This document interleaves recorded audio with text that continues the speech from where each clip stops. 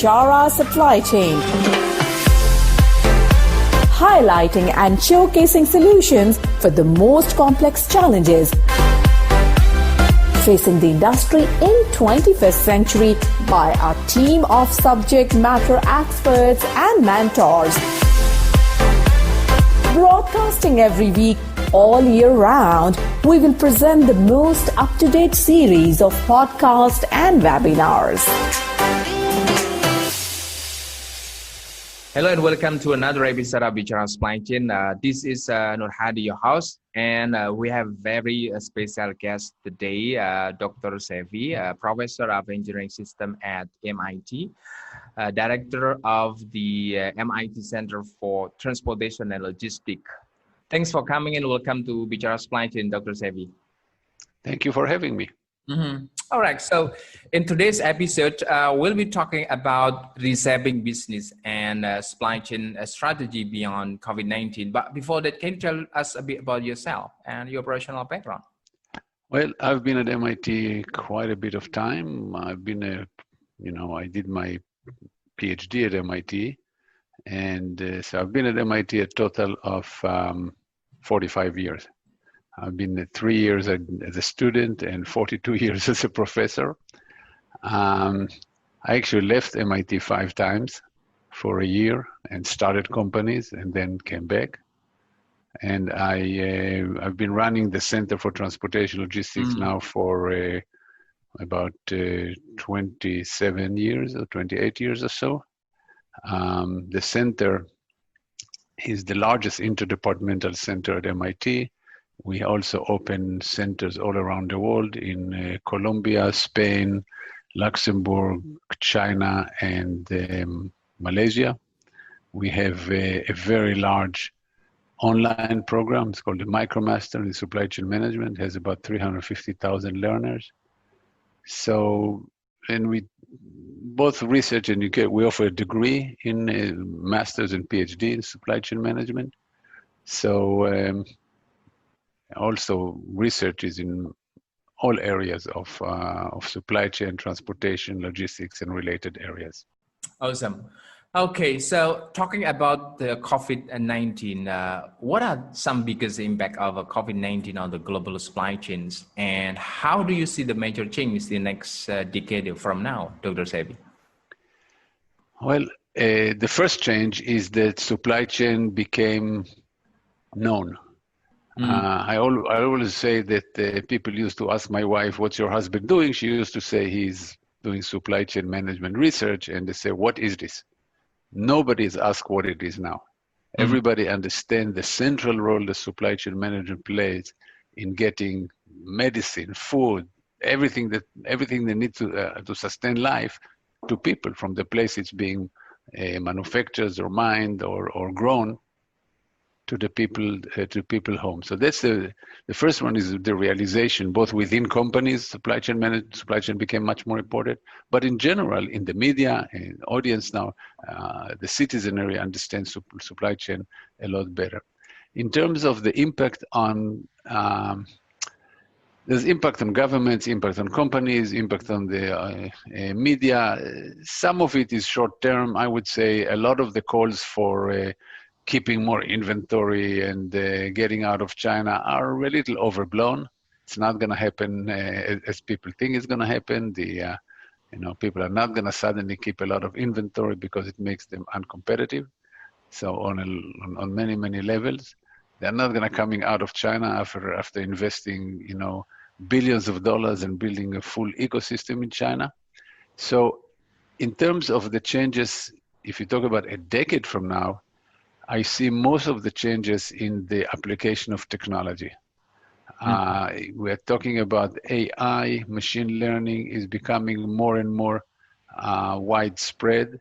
It means that all the robotics in warehouse, autonomous vehicles, they're all powered by AI. And there'll be a lot of new development and new applications that will come online. And easily within 10 years, we'll start seeing a lot of those. And this will be impact not only on the companies who run supply chains, but also on everyday life with autonomous vehicle, autonomous deliveries, drones, um, all this. In terms of companies, what will still be hard is getting full visibility. Full visibility is difficult. People can get visibility now into the first tier of suppliers, and we have there's a lot of research going on new sensors that will be cheaper and more powerful, but this is a slow technological development. It will take time. So I don't know if it will happen in 10 years or 20 years until we can get much better visibility. But a lot of companies are working on this. It requires a lot of cooperation. And the one thing that works against it is the fact that the world is not coming together. It looks like it's separating more than coming together. And so it will be a lot more difficult between US, China, and EU to come up with standards, to come up with systems of cooperation among all the players in the supply chain that will enable good visibility. Anyway, we can talk more about it, but that's enough for answer for this question. Yeah. And what advice can you offer to the business leader in creating an immune system to quickly manage large-scale disruption in the future, which is most likely unpredictable? Well, I've been talking about it. As you know, this is the book that I just came out with. The New Abnormal is my third book dealing with risk management and resilience. It's my sixth book in general, but the third book on this topic. So I've been talking about it and writing about it for a long time. And I should say companies are becoming a lot better. Becoming a lot better of what I said, dealing with quote unquote standard disruptions, dealing with earthquake and fire and tsunami, and they're getting better at this in many, many ways. Disruption of the size that we are just witnessing is still going to be, I don't think you'll ever be immune to this. You cannot be immune to any disruption. You can handle it well or you can handle it not so well. And to handle it well, you need to make sure that you have quickly set up an emergency management center. You take care of communication to the employees, to the market, to suppliers, to customers. You make sure that there's a clear decision-making and decision-maker who makes decisions about what. You make sure that the suppliers are starting to be reviewed a lot more frequently to find out who has capacity, who is down. You have to understand that sometimes you will not have all the parts to build all the products and serve all suppliers. So you have to create ahead of time a system of who gets what and when, and some kind of priorities. What company did this time, which they do with a lot of other recession, is reduce the number of SKUs, of stock keeping units, reduce the variability that they are in their product portfolio. And as in many of these cases, disruptions are accompanied by a recession, like now. We're going into a deep recession. So you have to worry about finance. Companies start thinking cash is king and just worrying about getting paid early and not paying suppliers too early. That can be sometimes a mistake. You don't pay a critical supplier too early, in time, you put them in danger. So before you increase the terms of payment to suppliers, you have to worry about what you do. This is last thing that you may want to do is mapping your supply chain. Not last thing, before you get into disruption, map your supply chain, know where every product is being made, where every part, as much as you can find out, is being made. Not only where the supplier headquartered is, but where the supplier plants are. So you know if there's a regional disruption, like the government closes a certain region because of COVID, for example, or there's an earthquake or fire, you know immediately which part are being made there, what product they go into, which customers are going to be impacted, so you can start prioritizing, you can tell your customers to be ready, and so forth and so on. So these are so it's not one thing, it's a whole array of activities.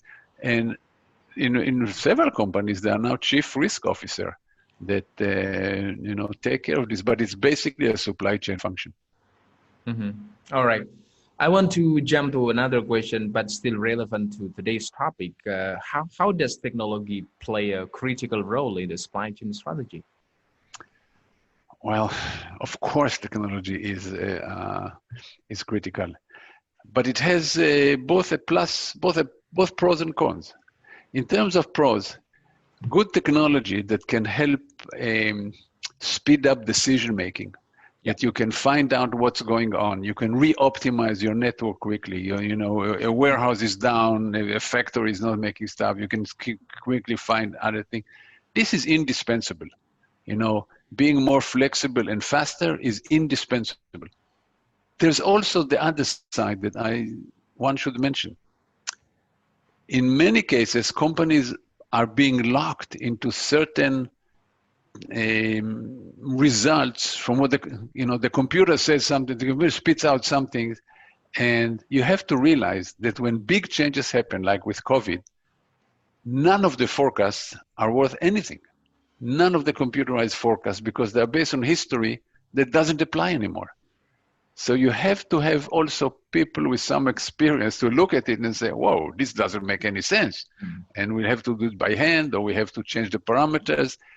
So you cannot assume the computer is always right, because you have to understand the assumptions and the input that goes into it. So, but by and large, technology on all levels, whether it's going to the cloud, whether it's automation, whether it's big data, whether it's large-scale optimization, they're all becoming better. They're all becoming more useful.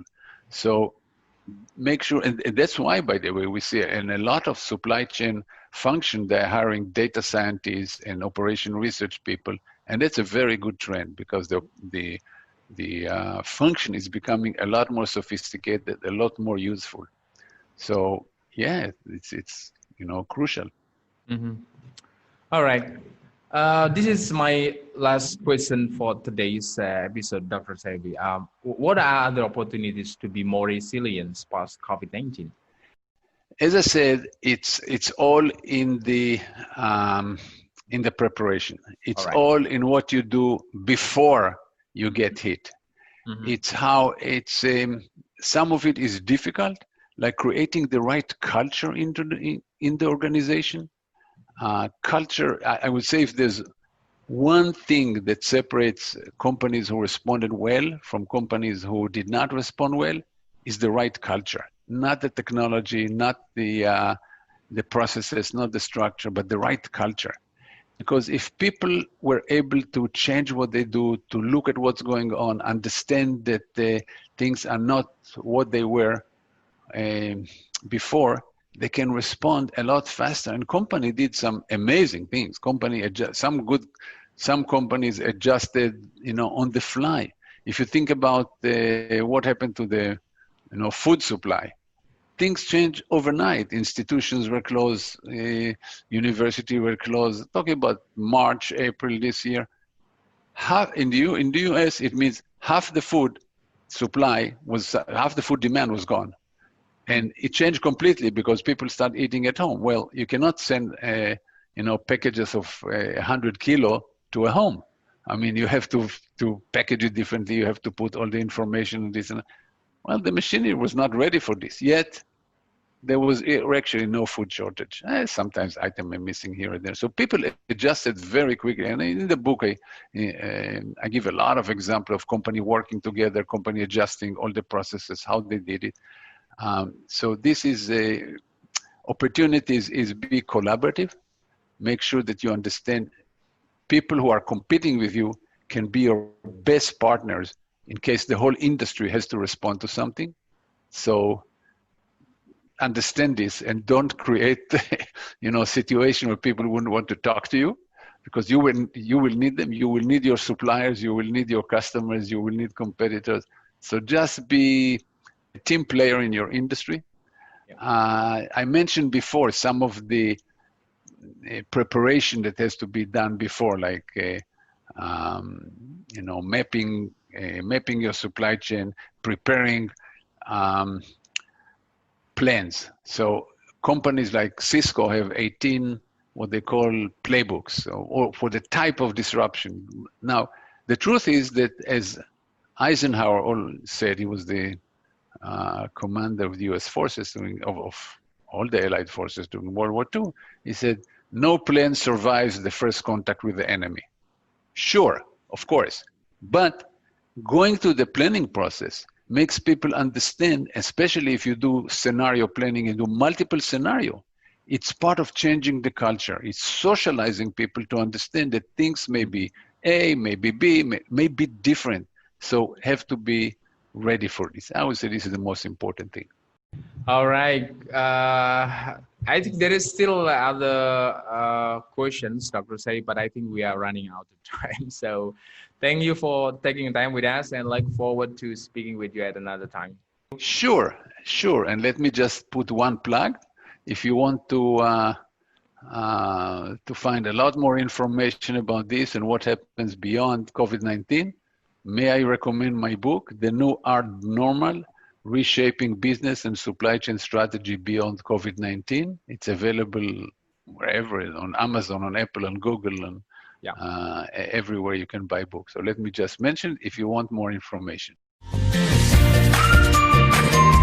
At Bichara Supply Chain, we are committed to driving global perspective to embrace technological adaptation in improving process efficiencies.